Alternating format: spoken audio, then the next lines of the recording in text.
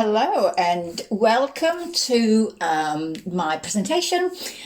So this is going to be somehow a different or a bit anarchic or rebellious or what I actually think a Deleuzian way of art interpretation.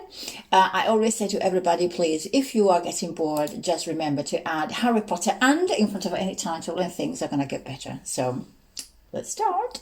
So I have been invigilating the British textile biennial in Blackburn this winter, well, this autumn, and I took and posted this picture, and I got from my cousin this message back. Of course, that was followed by loads of emojis and questioning about the validity of contemporary art and how difficult it is to actually understand contemporary art at all.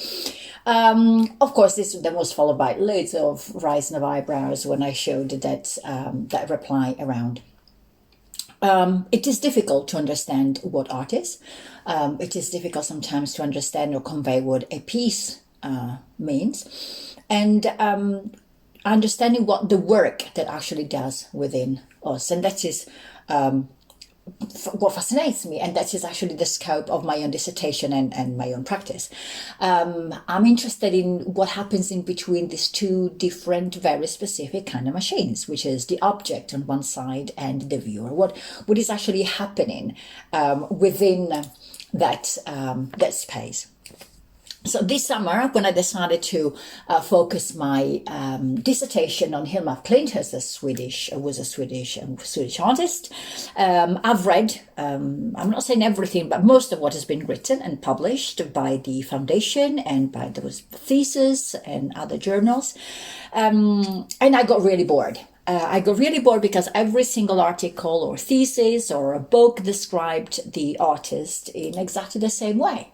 As a woman, with whatever that meant at the time, women at the time as artists were considered not being able to create anything new, but just to reproduce.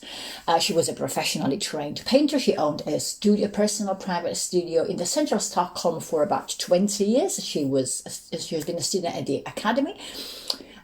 She financially supported herself as a painter with landscape painting and some portraiture and illustrating books. She was a medium.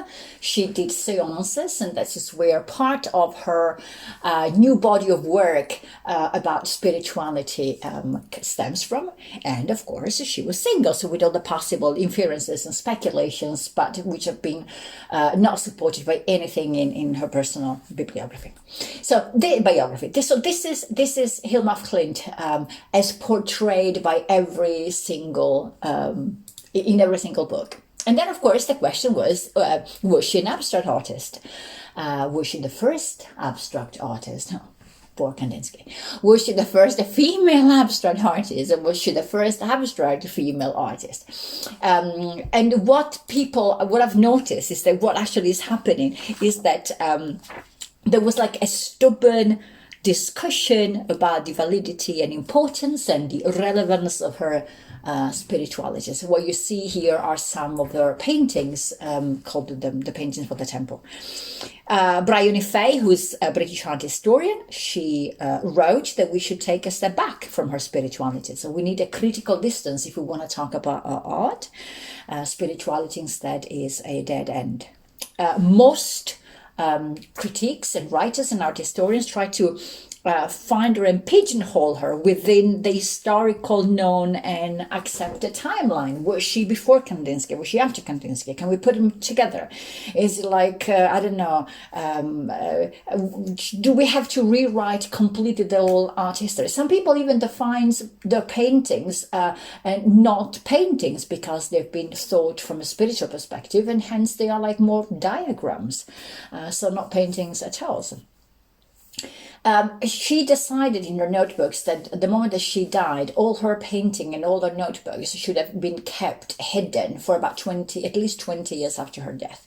So one of the questioning is she unique simply because she was undiscovered? was just a sort of like a tactic in order to become famous? Or was she hidden because she was way too different? If you think about actually her paintings are around like 1906, while the very first, let's call it this abstract painting from Kandinsky is like 1911. So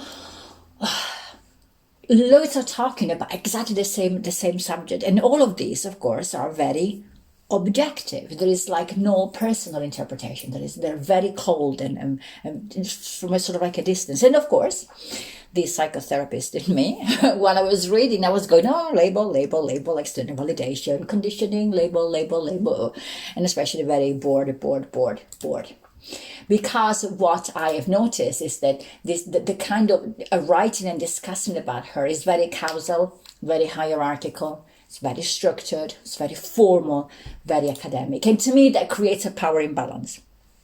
Power imbalance because there are like two groups. So there is like historians and theorists on one side and the viewers on the other side. But also between the historians, curators and critics on one side and the artists on the other side. So I've been questioning what you actually... artists as us, we didn't actually have to feel that we need to justify and theoretically explain our work. Would we work in a completely different way? Because, for example, whenever I look at painting, I don't actually go in a linear way, like A that gives me B, that takes me to C, and then it leads me to D. My mind doesn't work like that. Or maybe because I rebel against labeling a priori. So in my research, I kept on going back to this page of one of her notebooks and sketchbooks, and I started thinking. This page is representation of a Tilia vulgaris, which is the common lime, and that reminded me, for example, of the tea I used to drink when I was back in Italy suffering from panic attacks. This is what they said you should drink, and it's got very sweet, strong smell and taste, and it took me back to lovely evenings back in Venice and drinking that tea. The journal, this page is all about crafting, in a sense, like in power and energy exchange. And then I thought, these are like 24 circles, so this is like the photosynthesis. It's a sort of like representation of photosynthesis. So she paints the visible spectrum from the infrared to the ultraviolet. There is a Tau symbol, or something that reminds of the Tau symbol, right in the middle of the drawing. There are the circumpunct, which is like the circle with the point in between, which is an ancient symbol of the Kether, normally like the crown of the Sephiroth.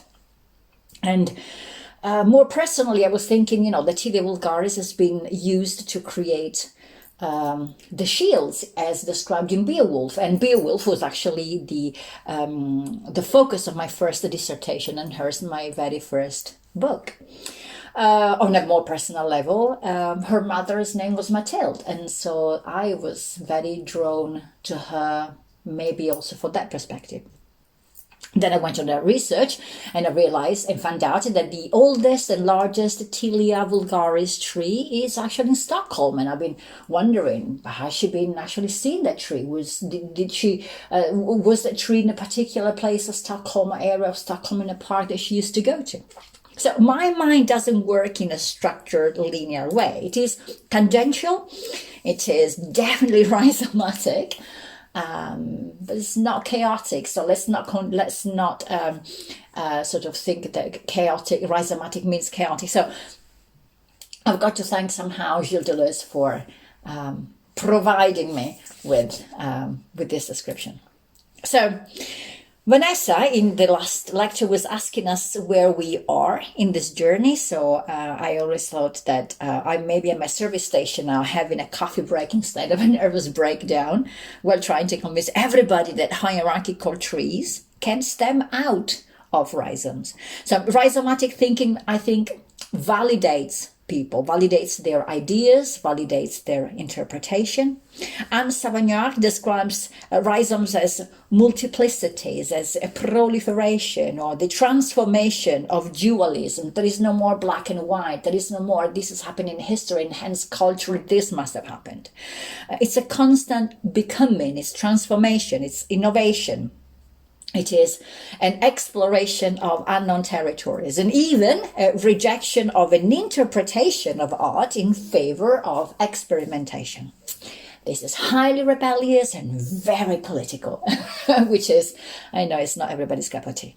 But I think, to me, that rhizomatic thinking, or rhizomatic art interpretation, let's call it like this, the stage that I'm now, still open doors of museums and art galleries to anyone who is feeling potentially inferior or flawed or inadequate because they don't know the language, they don't know the dogmas and the rules of fine art and the history behind it, or the biography of the artist.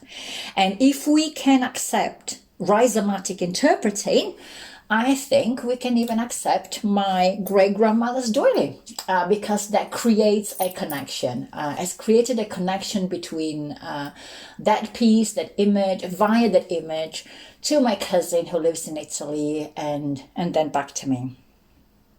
And of course, on a more important thing for me, even though I love my cousin, but maybe we can accept the whole of spiritual art, because it becomes whole encompassing and it becomes fully inclusive. So I'm leaving you with a little bit of references, key references. If you're interested, there is more if you want to ask. I'm going to thank you for listening, and I'm looking forward to your feedback. Ciao!